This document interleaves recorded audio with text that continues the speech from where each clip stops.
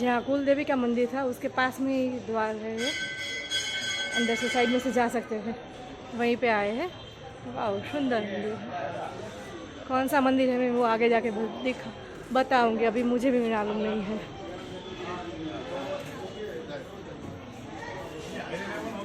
कया भगवान है यहाँ?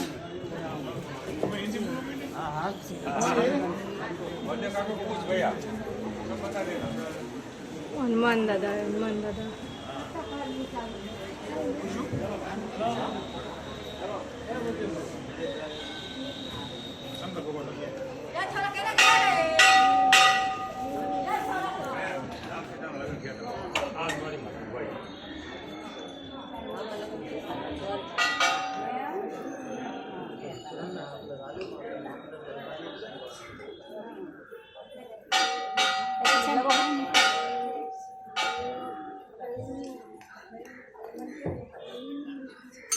पूरा निकली